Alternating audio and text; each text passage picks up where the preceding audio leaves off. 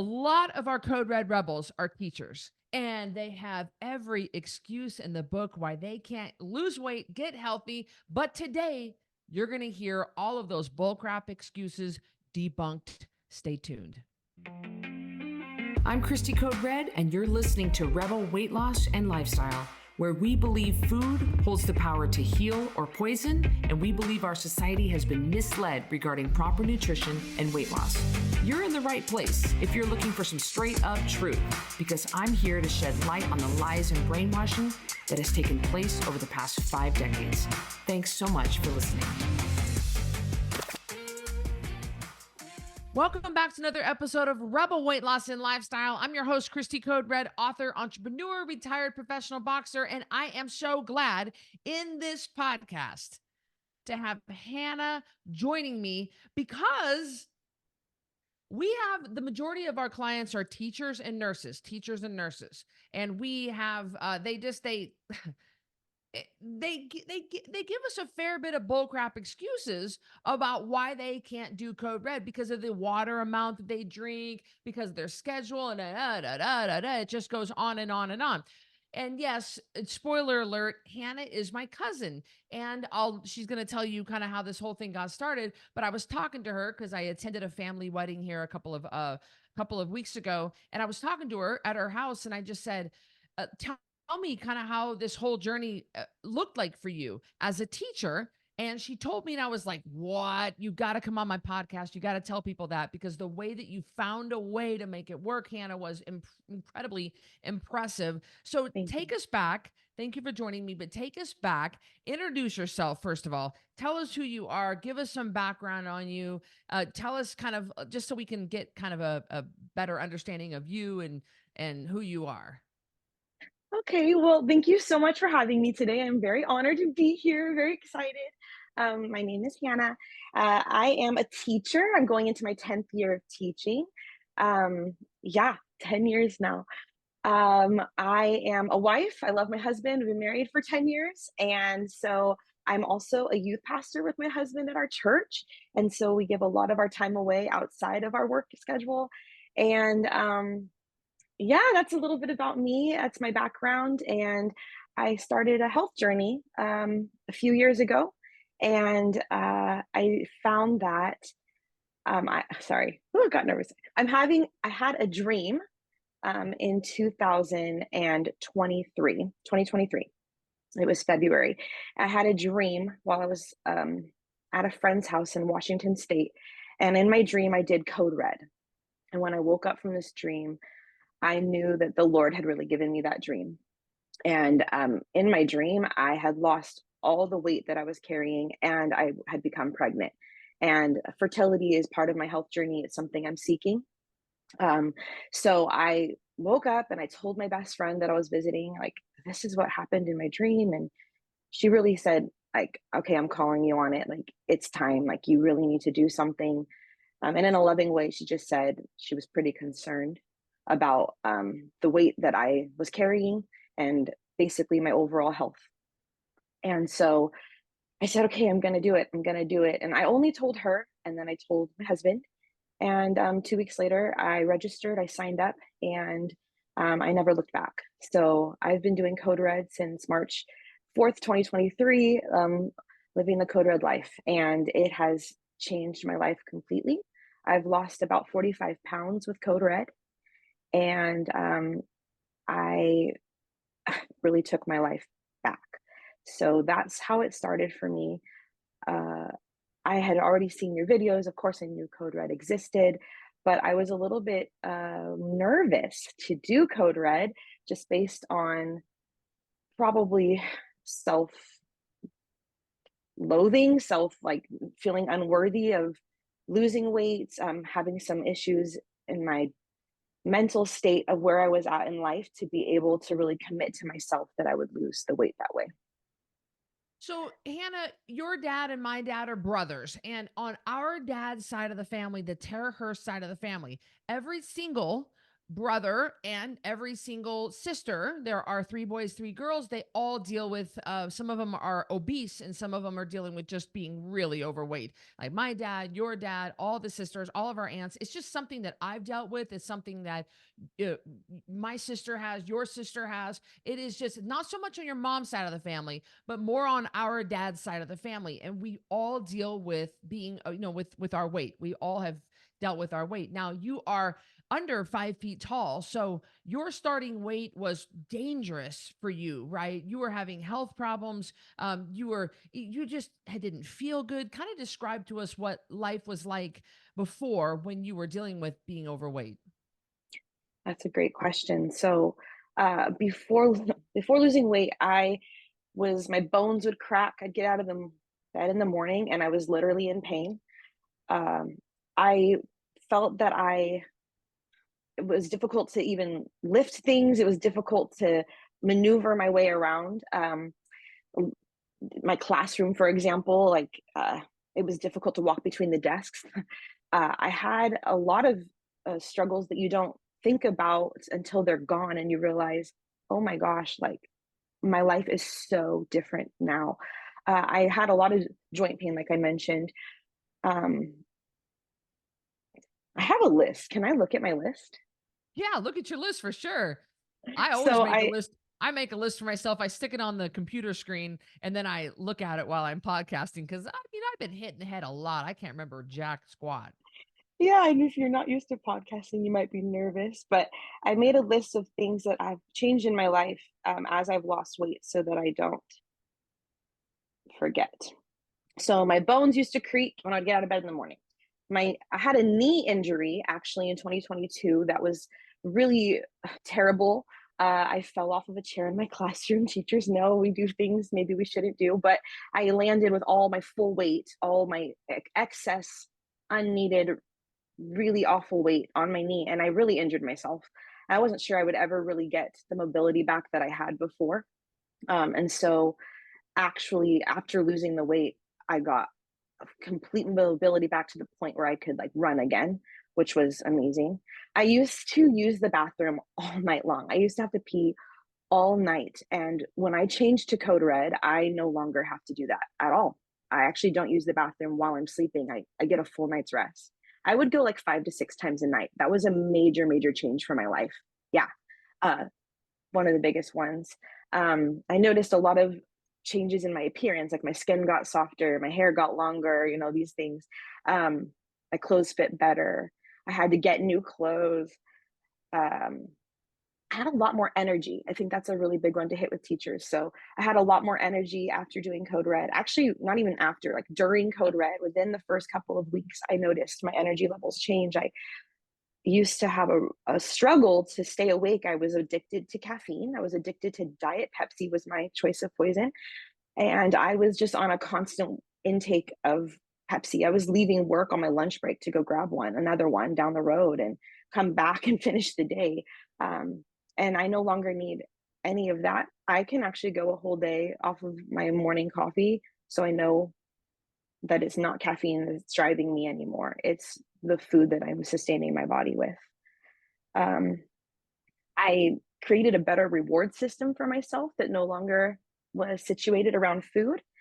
And I learned how to celebrate things differently in my life. And that really actually became a more enriching life than just taking another dinner out or another meal, another meal, another meal. It was like, oh, let's go on this trip, or I'm going to get that special purse. I'm going to treat myself to this thing. So a lot of things started changing. But before my life on Code Red, I was low energy, lethargic.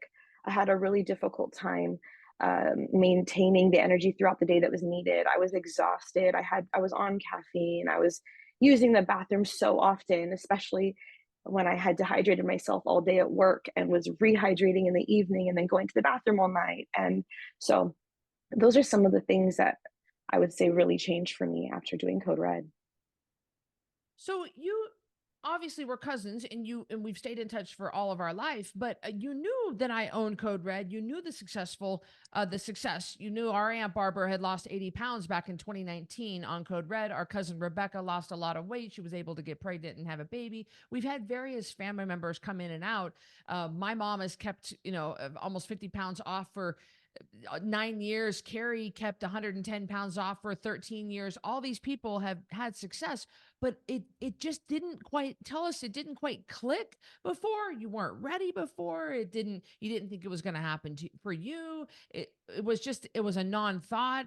How is it that all of a sudden, was it that dream that 100% changed everything for you, or did you kind of consider it before or not consider it before?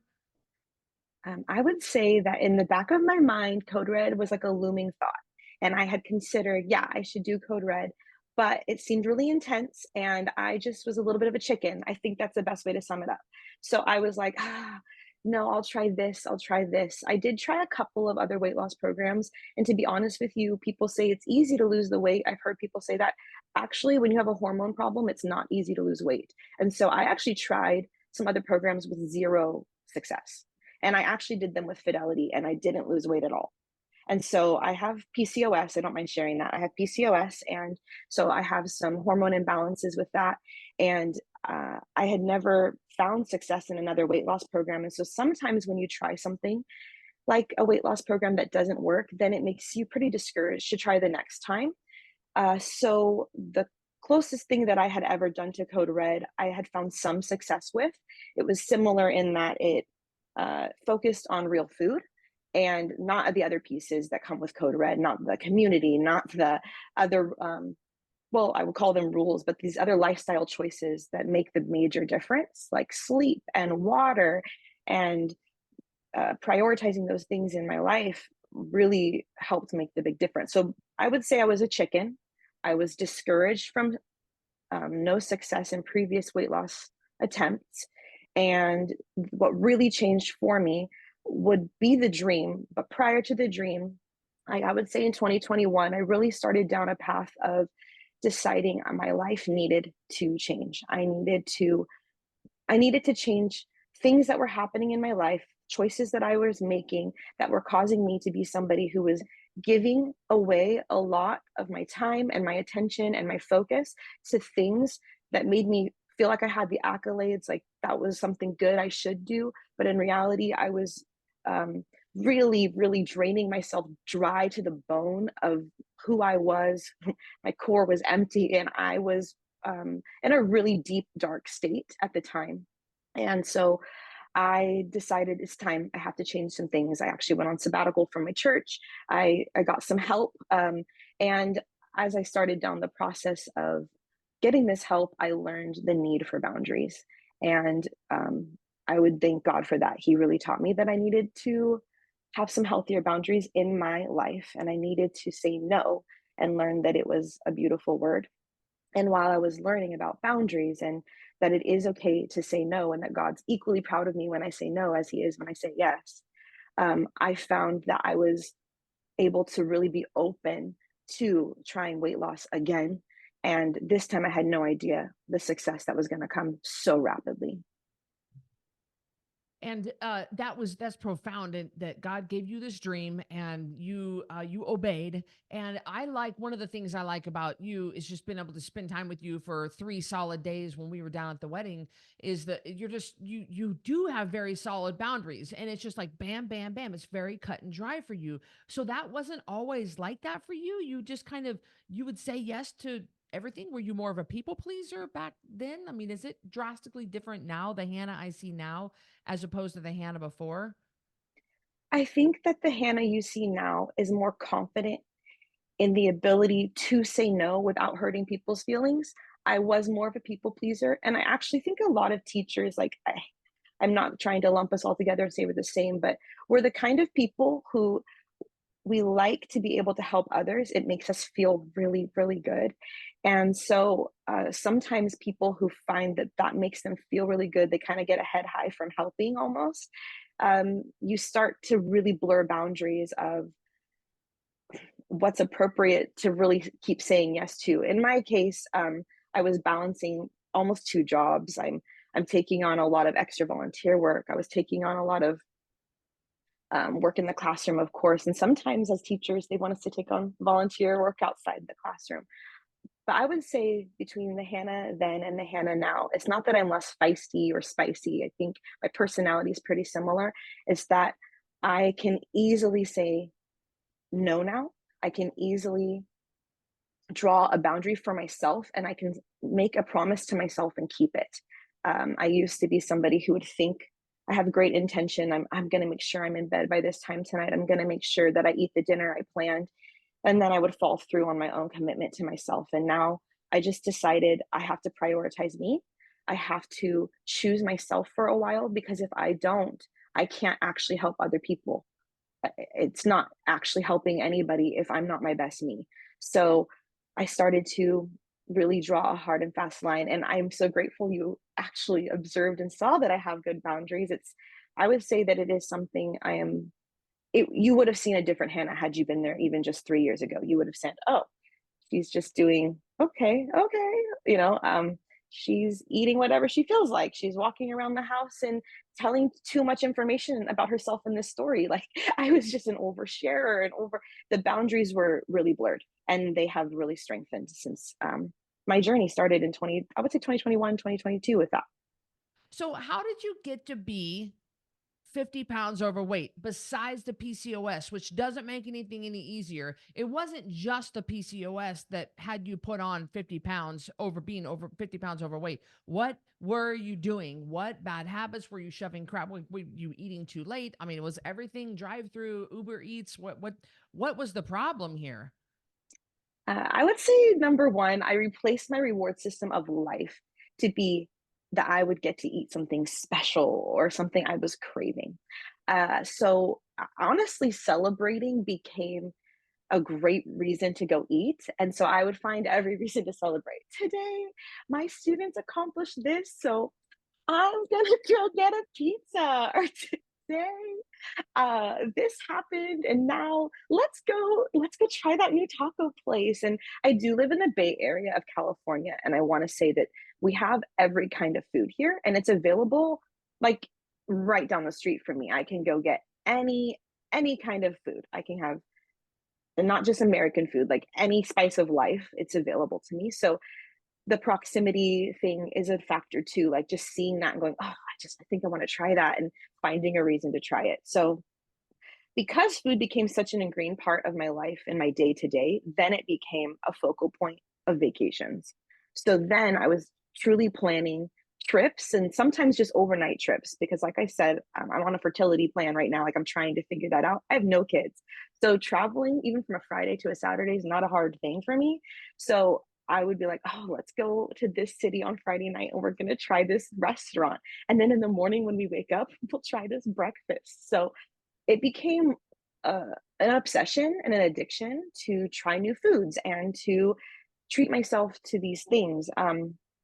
I have always loved sweets and savory things, so I kept them stocked in my pantry at all times. And there came a time like in my life where I didn't even know what hunger felt like anymore. I'm not lying to you. It's embarrassing to say.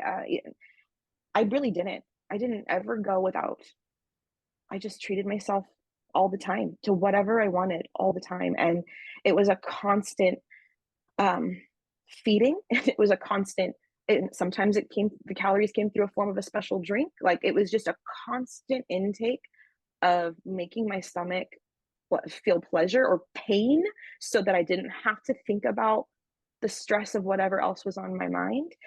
Um, and so, yes, definitely PCOS isn't all that is to blame. It was absolutely my decision making. Food is a pretty big part of my immediate family's form of celebration. It wasn't a hard link to create once I lived on my own and had my own house and celebrating with food. That's something I grew up with. It's something my family still loves to do. I've had to really draw some hard and clear boundaries, even with my immediate family with that. And they're very respectful of it, actually. It took them a little time to adjust over to the idea that I was going to stick to it. But once they saw that, they're like, okay. And they backed off. Um, even our vacations as immediate family when we would go together, because sometimes I still do travel with my sisters, my mom, my dad. Um, it was even surrounding food then. So there have been, I had to make a decision during the weight loss journey to not go on one of the vacations. And I said, I love you guys, but I have to sit this one out because I know that if I go, I'm gonna, I'm going to regret that decision and I can't go. This isn't personal. This is like, it is personal, but it's not personal against you. It's personal of a choice to honor myself. And actually, everybody, they were a little bit rattled, but they took it pretty well in the end. And I didn't end up going on that trip. So um, I am a proximity eater. I was also the kind of person that, oh, can I have a bite? Can I have a bite? Oh, is it okay if I try that? So I was constantly, like, literally, I bet it was like every 30 minutes, unless I was at work. I bet it was because if once I left work, I'm just tasting and trying, tasting and trying. And I would, I just never paid attention to time frames, intermittent fasting thoughts. I just ate. I ate and ate, and I ate late into the night. And sometimes we would leave the house and eat late at night. And I had, to be honest with you, I didn't know anything about spacing food apart or insulin being released in my body. So that alone has changed my whole life. But at the time, prior to Code Red, I was literally just eating all the time and I was drinking caffeine all the time. So those two things I really think had a major impact on my weight gain um, in the end, besides the PCOS. That's word for word how I gained weight as well. And that's a typical Terhurst trait. All of us Terhurst battle with the exact same thing. It is a generational problem that we are trying to claw our way out of. And so you said, I was apprehensive about trying Code Red because it was intense. Now, what other misconceptions, what did you think versus what really it was like once you started? What kind of misconceptions did you have that were debunked once you were like, oh, it's actually like this? Yeah, I had convinced myself I would never be full.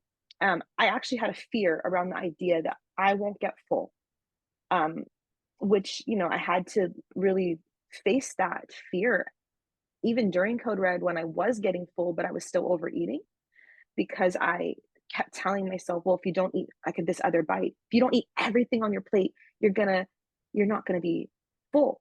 And that would be more like during the 10-pound takedown when you're not measuring, weighing, and doing all the pieces that make it you are allowed to eat the whole section that you've given yourself. But I had this idea I would never get full, so that made me not want to do Code Red or really anything challenging because because I wanted to be full all the time. I had this, well, clearly that is I don't know if it is clear, but I believe that's tied to the fact that I didn't want to face the worries that were in my brain. I wanted to get my attention off of that and onto my belly pain that I was giving myself instead. Um, Other misconceptions I had about Code Red would probably be um, that I wouldn't be successful, that I would fail, that I would disappoint people. I thought that it would just be too hard. I remember reading when I finally decided to sign up for the 10-pound takedown, reading the list of rules and thinking to myself, oh my gosh, I don't know if I can drink that water because of work. I remember the immediate thought came to me, this is going to be really hard. And uh, well, I don't know if this is the time to say it, but I'll say it. So I just decided right then and there as I'm reading the rule list, you know what? Some things are going to have to change in my life. I'm going to have to give up some things. And if it has to be my career in order to prioritize my health, I'm going to do it because I know that I know that I know I need to be healthy. I need to take care of my life. I need to get my priorities in order and I need to lose this weight. And I'm going to drink this water. I'm going to obey these rules and things will change for me, but it's not going to be my decision to prioritize me anymore. Wow. So you were willing to give up your that's amazing. That's commitment. You were truly at rock bottom. So you start the 10-pound takedown first. And Yes. you were like, all right, you get going. Of course, the first 4 to 7 days, you're detoxing. I mean, the average person is detoxing. They're peeing all the time because you're trying to get used to a gallon of water a day. How did that first week describe to us how it went? Was it rough getting started, or was it like I had my mind made up, Christy? I was like smooth sailing. Yeah, so I was very my mind was committed to the plan. So I knew no matter the outcome, I'm gonna make this successful because I've already determined this is what I'm doing. However, that first week was so amazing, Christy, because in 7 days, I lost 7 pounds. So I lost a pound a day. And I'm telling you, I have weight loss stories like of trying other programs where I had lost nothing, nothing. So getting on the scale every morning became quite exciting. And it really made me go, oh, yeah, I'm doing this. And it really does not matter the cost that it's going to take me. I'm going to do this because that really kept me going. But I will say the water at first was very difficult because I dove in, but I didn't watch your videos about electrolytes.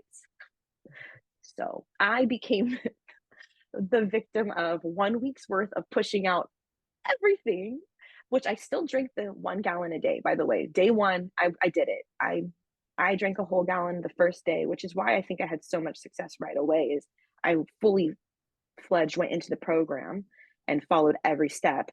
But that was difficult. I had to use the restroom quite a bit, as you can imagine, especially with no electrolyte in there to capture and hold on to any kind of sustenance that comes from the water. It was literally just going right through me.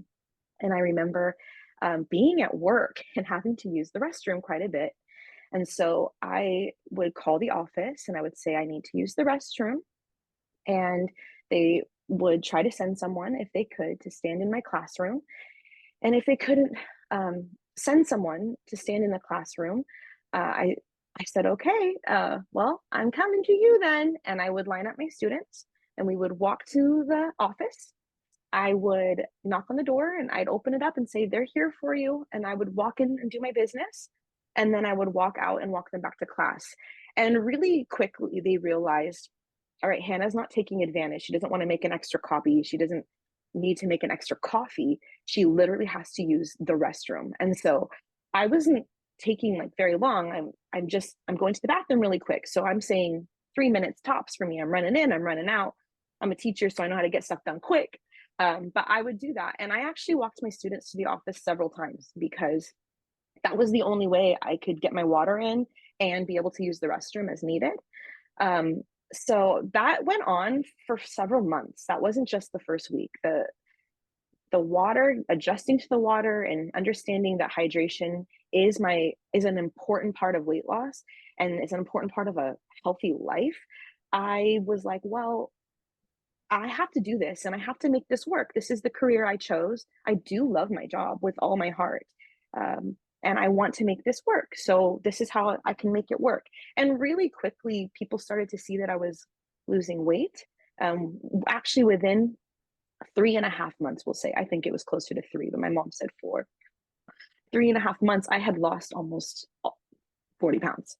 So with that, uh, my principal actually quickly became quite aware of what was going on. And she said, okay, if they're not available, just call straight to me and I'll come stand in your classroom. It's not a problem, Hannah, which is unheard of. I was like, what? Oh, thank you so much. And she said, actually, what you're doing is fine. If you need to walk them to the office too, if I'm unavailable, like we can, that works. So everyone just kind of decided, let's make this work. And it was also me like being really clear with my boundaries, being really consistent with what I was doing, and really getting to see that it was working. I hadn't come in and said, hey, I've signed up for a program, guys. I'm going to need to go to the bathroom more. I mean, I just started saying, this is what I'm doing. I'm going to the bathroom right now. And they're like, can you just hold it? Can you, one lady, can you just hold it? Can you drink a little less water? And I said, absolutely not. Absolutely not. I cannot do that. And I think she was joking, and like it was just like an immediate response because I was going to the restroom so often. And she was taken aback and she said, oh yeah, of course not, like of course you can go to the bathroom, that's fine. And so she was one of the ones who had to stand in the hall and watch the students. So I think that's why she wanted to say that to me. But I also just decided if people are going to talk like that to me, I'm going to also be really firm and polite, but say, "You can't talk like that to me." No, no. And honestly, that becomes an HR issue eventually. So I already had decided in my mind, I'm going to the restroom.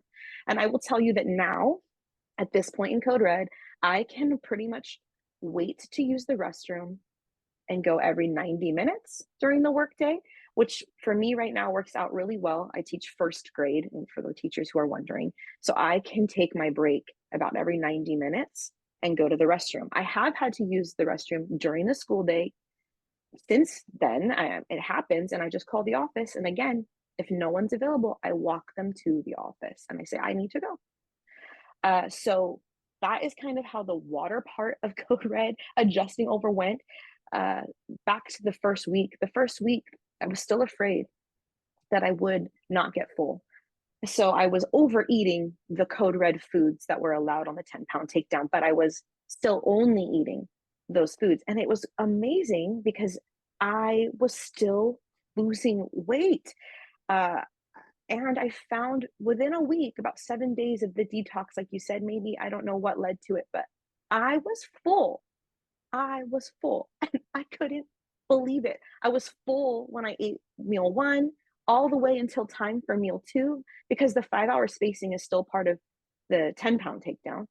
And I was afraid I would be too hungry, but I was full. And then when it was time to eat again, I was like, that's the perfect time. I'm ready to eat. And I would stay full between my meals. And that was a huge, huge thing for me to know that you're going to be fine. You're going to be full. And immediately, like within that first month, my skin changed, my hair changed. Like I was giving my body the nutrients it really needed. So having those little exterior pieces lining up, the scale going down, that rapid decrease really, really motivated me as well. So week one was a little bit tough with the water because I pushed out the nutrients. I went on a walk one day, came back, and within like the next day, my calves were all yellow and like bruising. And I told my husband, and he said, I've been a little worried about that. I think you need to put electrolytes in your water. So then I was like, no, no, I can't add anything to my water. So I look up electrolytes in the app, and there's sure enough, there's like plenty of videos saying, don't forget your electrolytes. So I added the electrolytes in, I would say within 7 days, and that really changed. Even the ability to hold on to the water longer. So that helped. That helped a lot. So, being that you're teaching first grade, I got to hear a really great story from you in person about how you set up a tent in your classroom as a way to. It's just a fun thing for the kids to be able to go into the tent and during the school during the actual classroom time they could go into the tent, they could read, they could study, they could do things quietly, and then during playtime they were allowed to go into the tent and play. And I it made me think of the fact that you are on the ground, you're building this tent, you're up, you're down, you're hauling it around. You're these are things that 50 pounds ago was much harder to do, I imagine. So first graders, very active, and you also go the extra mile to make these guys school experience so much more fun. How did your weight loss affect your ability to teach these guys? Oh, that's a good one. Um, Losing weight has made me a much better human and definitely a better teacher. I feel like I took my life back, and I feel so much more confident in my ability to do things. I think that is tied to my ability to trust myself, that when I say I'm going to do something, I'm going to follow through, even if it's just for myself. So I can trust myself that I can do it. And when I had that happen, I realized, oh, I I can do more things for other people in a different way too. So I love teaching. I love planning fun lessons. I've always loved games. I believe that when a child is learning, if they can have fun while they're learning, they're more likely to remember it. But I will say it was difficult to even maneuver my own classroom. I was walking through desks and my hips are hitting desks and children. And I knocked kids over. I mean, they're little, the first graders get to remember, but I was knocking kids over with my hips. I was like you said in some other podcasts, in case people listen, I have grandma's hips too. So it went there. The weight was there. So I was it was difficult to maneuver my classroom, number one, even just getting between desks, talking to kids, and really being able to play the kind of games and things that are on the ground, like you described with a tent or all those kinds of things. I really had just made it tabletop games, which is totally appropriate. But when you have little children, like 6 years old, 5 years old, they're pretty adventurous and they need to move. So making the games move around the room and making it where the classroom environment can be fully embodied and used is very, I think, important. And before, it was a little scarier for me for the kids to even be on the ground and stuff, because if I fell on one of them, I would have squished them. So I was a little more wary of that kind of stuff. And now I'm like, oh yeah, you can go sit on the carpet for this game. You can go do this. You can go try sitting over there. I also feel that I can move around my room like a micromanager as is needed in first grade. And I know where they are if they're under a desk or something. I'm always gonna know if that's where they pick to play their game. Like, "Oh, I wanna sit under your table, Mrs. Utler." "Oh, okay, you can sit under my table," because I know I can see them properly. I can maneuver myself around the room quickly. I can have agility. I know where everything is and where they're at. And before, I would have been so, "Oh, I don't wanna get up. Oh, it's gonna be really difficult to, like, walk around the room today." "No, guys, just stay where you are." So, it's really made my environment for teaching so much more fun, so much more developmentally appropriate and physically appropriate for the students. It's also made me feel like I can try new teaching techniques. And I know that sounds a little silly, but it's because I feel so much more brave now.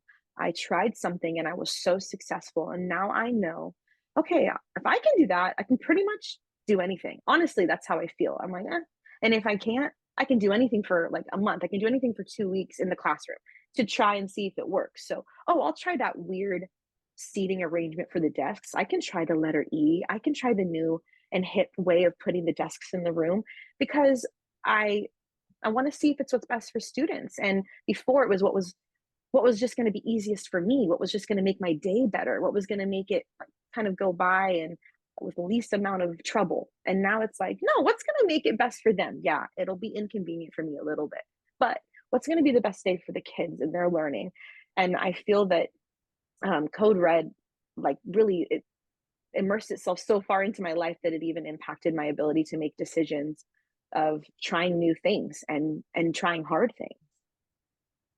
Now, you weren't big enough for the seatbelt extender on the plane, but you and your husband have done a lot of travel. You've traveled worldwide, you travel domestically. And was it uncomfortable maneuvering in an airplane or just even just sitting for long periods of time? I know I was never big enough for the seatbelt extender, but I know that at my heaviest, just I couldn't fold my legs under me. It just everything was uncomfortable. Even just things were uncomfortable, even 35 pounds overweight. And I know that 50 pounds overweight. How did it affect your travel and just either sitting on an airplane, sitting in a car, anything? And I know that as a terrorist, we're just so stubborn and we just go, go, go, go, go. Like we're just muscling our way through it. Was it uncomfortable traveling then versus now? Oh my goodness, that's a good one. Yes. So did I fit in the seat and I did not need a seatbelt extender, but it was from side to side, fully. I fit in the chair like exactly.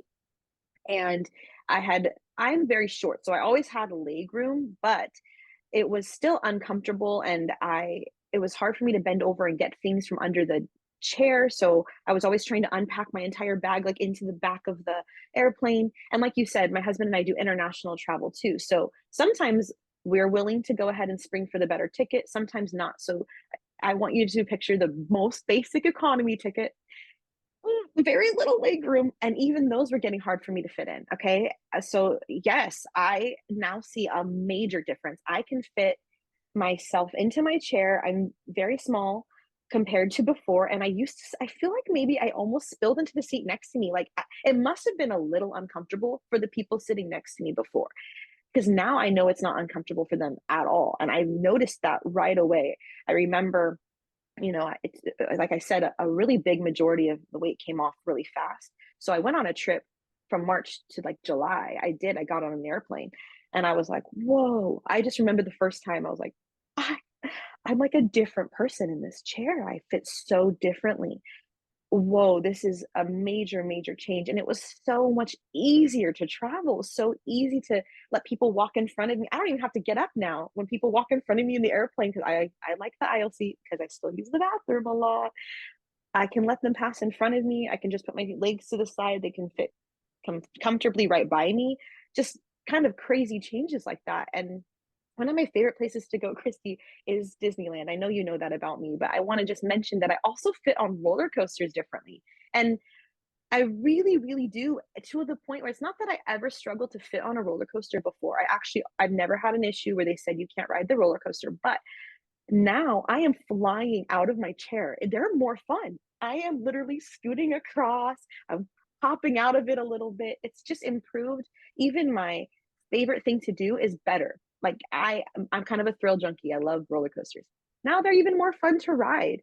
When I get to where I'm traveling to, I find it really easy to take out my bag by myself. I do feel like stronger, like more capable. Okay, I've always been very strong just because the hormone imbalance. Sometimes I actually was probably even stronger, just because it was too much testosterone. Thank God some of that's gone now. But I feel more confident in my ability to get things quickly. I can kind of keep to myself. I've heard this phrase when I was traveling once. It's like make yourself small so the people around you can fit in their space too. And now I feel like I can embody that. Like I know how to make myself fit in my space, be really comfortable with it, and maneuver very quickly. Whereas before, I did not feel like I could make myself small. I feel like I took up space standing in the aisle, trying to get all my things from under the chair, like differently than I do now. It really has impacted my ability to travel, to do all kinds of things. So you've been in the ministry all your life, and even more so now. I know that you had put up some boundaries and shifted things around, backed off a little bit here while you were going through all this, and really trying to heal your body so that you can get pregnant and have a baby. That's the ultimate goal here, and God knows the desires of your heart. But what, as someone who has your entire family has been in the ministry your entire life, including overseas ministry, why Mm. is it, in your opinion, and if you're uncomfortable answering this, just tell me. But why is it that the church, we have a program called Code Red Arise, and it's weight loss for churches. Why is it that God's people, that it's acceptable in the church and nobody really talks about it, for the be such a huge rampant epidemic of obesity in our churches? And we all just kind of we all kind of joke about it. We all just say we're going to Golden Corral after church today, and we eat, we overeat, and we don't talk about it. We don't think about it. It's like, oh, don't do drugs and don't have premarital sex. But gluttony is okay. It's okay to be morbidly obese. So Mm. why is this such a problem in the ministry? That's a really, really complicated question to answer, but I would say this. I think that number one, celebrating is something that people can get around and they can feel not guilty about it. Like if celebrating is your excuse to go eat, people are like, well, it's because we're celebrating. So we're celebrating God's goodness. We're celebrating community. We're celebrating this person's birthday. We're celebrating this person's baby. We're celebrating this baptism. We're celebrating this dedication. We're celebrating these things. So if someone feels like, okay, I'm celebrating, so it's okay, then number one, that's how they pacify it for themselves and to one another. That's how that's the number one excuse. I would also say that in the Bible, like people do get together and eat. They do. Like there's parties, that's part of like life. And I would say it is still an important part of my life to get together with people and have food. But I've just decided what I'm putting in my body and when I'm putting it in my body are more important than eating at that celebration. So I will make it fit my life and I will still go to the celebration. If I need to, I'll chew gum or have, my big water in my hand and maybe put a little lemon in it to make it taste a little different than usual. But I think in the church, um, people are confronting so much of this other sin in their life, maybe, or like addictions in their life that they're choosing what they feel is a lesser evil. Um, but it's still an addiction and it's something that must be dealt with. Oh, that's a great And answer. Wow. yeah, it's something that has to be dealt with. I didn't know it was an addiction for me the way I do now. And now when you're out of the addiction, you can see things for other people differently. And You mentioned we have family members who struggle with this, and so sometimes I'm like, man, I wish I could like wake them up the way that I woke up, but that's they need to choose for themselves, and then also I can pray that God does it for them the way He did for me, because that dream I really do feel like it was from God. Um, and I don't know that I would have tried it if I hadn't felt that. So that's kind of interesting thought. Um, but I think in the church, in ministry, the idea that it's a lesser evil makes people feel more comfortable to cheat on in that way. Yeah. And like I said, the celebrating. I think I'm really fortunate to live where I live in California. I mean, you kind of visited my church. I wouldn't say that everyone at my church is obese, or even not everyone's overweight, because where I live in the Bay Area, health is a priority for a lot of people. I'm Mhm. not saying it's for everyone. It's definitely not in my immediate family, and I have friends where it's not. But I actually found myself when I was in Code Red looking around and thinking, how many friends do I have that are actually like me in this size? And there weren't that many. I was surprised. I was like, oh, because here in California, there's so many alternative restaurants, all kinds of things where people could try so many ways of getting healthy, and working out is a fitness is a huge thing around here with hiking. And so a lot of people in California, I wouldn't say the culture of the church is just to eat. So for me, that's a little bit different than it is maybe in Idaho or through the Midwest, I'm sure. Uh, but it still was a big part of my family's way of celebrating, including church successes. So I think that's the answer I'll give. I'm sure there's more complication to it, but I think we pick the lesser evil, so to Mhm. say, when we're Christians of I never what we even thought see. about that. You were so Mm, right. Like, we're like, "Wait a minute. I was a meth addict, okay? Like, I kicked meth, or I yeah. used to I went through AA for alcoholism. I'm not I'm a recovering alcoholic. This is something I'm not dealing with just yet. I'm gonna deal with Mhm. the bigger problem, and I love that. And how has taking your life back affected your walk with Christ and your relationship with Christ? Oh, so profoundly. I feel that I've always known God's voice. I really have. I don't hear it out loud. I know it as a thought in my mind or a feeling in my heart. But I have to say that through the boundary line making, through the weight loss journey, I learned that I had tied a lot of my emotional thinking to understanding that to be God's voice.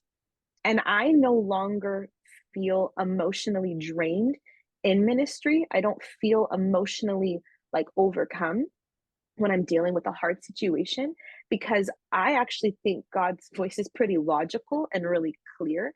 And yes, he can be the emotional strength I need. Like he can be there for me emotionally and even get emotional with me. But I feel that I would tie a lot of what I was feeling to what God must feel. And I wasn't really understanding what God wanted for me. I have to tell you, I really thought that I was pleasing God by doing more for him. I really, really thought that I was pleasing God by saying, yes, I'll also take on the picnic while I lead the youth, while I'm leading kids ministry. Yeah, I'll do it. Oh, this person stepped down from that. You need another person? Sure. Yeah, I'll do that too. And I thought I was making God proud. I really did. And I actually read a book, and as I was reading this book, it was written by a pastor's daughter, which I am a pastor's daughter, PK life. Um, and she was saying that she learned that God wanted her to say no, and that God was actually pleased with her no. And I just thought to myself, that is absurd. Wait, what? Let me try this. And I started to draw the line and say no to things. And I started to feel like, oh my goodness, my relationship with God has room to grow, because I'm no longer just filling my cup and draining it, filling my cup and draining it, filling my cup and draining it. No, now I'm filling my cup and I'm full, and I'm using a lot of discretion and a lot of logic in making my decisions of how to lead in church in a way that is still beneficial to the body, but also doesn't really drain me. And it was hard because I was the yes person. So a lot of people were very confused when I started to say no, including my own family members. I mean, it was a drastic change. When it came to church, I was a yes girl. I was your everything girl. And I became a hard no girl for a long time. I actually took a sabbatical. I think I mentioned that. And I did that for about a year where I picked like two things that I helped with, and that was it. That's all I helped with, and I didn't budge. And then after about a year, I said, okay, I can take on a little bit more. I can do this differently now. But I still say no. I still say no to things that I have to say no to. And it's for the betterment of all. It's not just for me. I can do the other things that I'm doing for the Lord with a lot more excellence now because I I feel I can actually give it the time and attention that it deserves. So my relationship with God has grown exponentially. I feel that I hear his voice more clearly.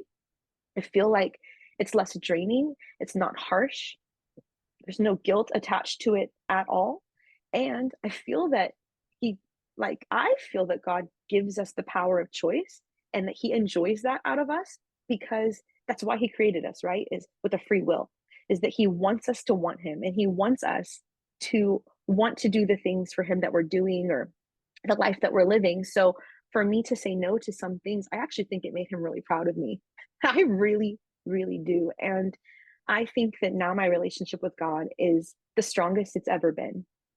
And I feel like I've grown a lot and I'm willing to do so much for him, but I'm also willing to say no when it's needed so that I can stick to what's necessary, the commitment I've already made, and make sure that it doesn't fall down and like fall apart. Because if you had looked around, I was balancing so many things in the air. They weren't going great. Like, also, if I don't step down and move out of the way, how will anyone else rise up? That was another piece of it was you can't do it all on your own. You have to make room for people to take their place too. So you were quite a pioneer with when it comes to teachers, pioneer in this whole thing because you were one of the first people I've ever seen come through the program where you made the decisions as a teacher the way you did. I mean, that's the first time I'd ever heard of you saying, "All right, well, I'm going to walk my kids to the office if they can't come to me." I mean, that was the first time, and I've had tens of thousands of rebels for the last 10 years come through the program. So why is it? Number one, why is it the teachers are struggling with the rules of Code Red and struggling with this taking their life back? Number two, what would you say to those teachers? Probably the same kind of answer, but Mhm. So I think, and I hate to make all teachers a blanket. I know, and I just want to say to everyone listening, not everyone's the same, but I think that teachers in general, like I said before, really like to help people. We have somewhat of a similar drawing to the career because we know we're making an impact. We get to see results quickly. Sometimes we get to see, even if it's not quick to other people, within a year, you get to see a lot of growth out of children, and you know you personally made an impact in their reading, in their writing, in their math, right? So we like to see end results quickly. That's part of it too. I want to say that I think that teachers in general struggle to follow the rules because they're afraid of the reprimand that will come from the career. I made a lot of decisions out of fear of my career prior to Code Red. Like, oh, what if, but what if and I had a lot of what ifs that ran through my mind. And then I made my mind up one day. I said, what if? What if they lose an excellent teacher because they wouldn't let me go to the bathroom? That's that would be on them. And I'm going to go to the bathroom now because I have to take care of me. And I think that if you can really play out the what ifs and really think like what really would happen. Can I just say that all teachers, you're a hustler. If you have to go become a barista to make your living, you're going to do it with such excellence. You'll rise to the top quickly. I just decided I am such a hard worker. If this career path isn't going to work for health, like for my personal health, then it's not one I need anymore. hmm. And I love what I do. And I actually feel like it's part of my calling. Like I actually feel like God wants me to be a teacher. But I was saying, I have to pick me now. And I have to not be afraid of the worst case scenario. Also, the worst case scenario never even came up. No one threatened my job. No one told me you're fired. By the end of that school year, um, so I went from March to June, right? Then I had a summer and then I started a new school year. From the March to June time, when I was especially taking the kids to the office really frequently because it was new. by the end of that year, my administrator just walked up to me and she said, I don't know if you're allowed to comment on this. So I hope I'm not crossing a line, but your weight loss journey has been a phenomenal thing to watch. And she just said, I am so impressed with you. It's amazing.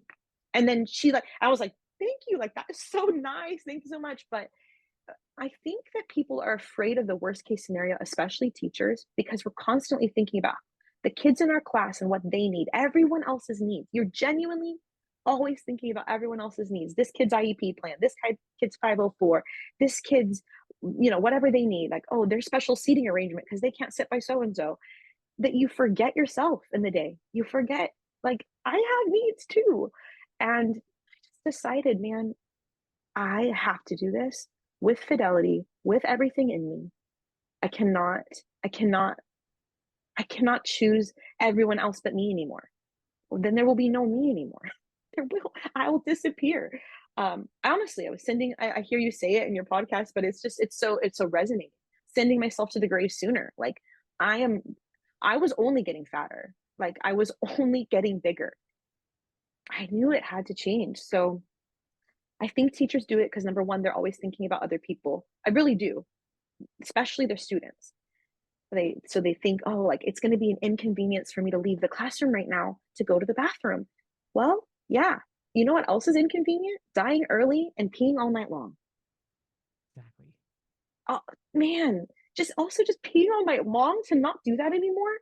Oh, I got better sleep. I'm a happier teacher. I'm a better teacher for it. I have more energy. So my advice to other teachers would be choose you, and choose you, and understand that it may come at a cost, but who cares? You are worth that cost. And you are a hustler. You know that you're good at your job.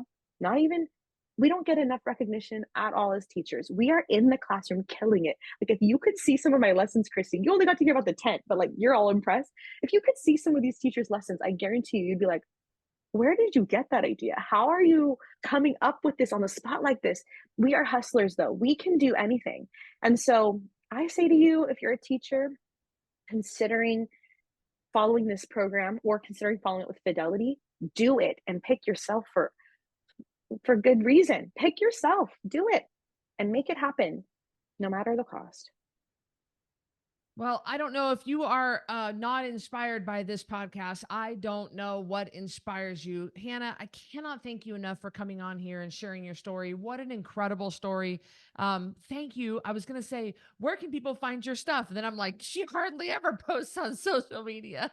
You don't post Yeah. very much. I mean, you're thinking about starting a podcast. You were thinking about kind of dabbling with it. But you don't really, people don't, there's nothing that really people can do to support you because you don't really put anything out there, right? Right at this time?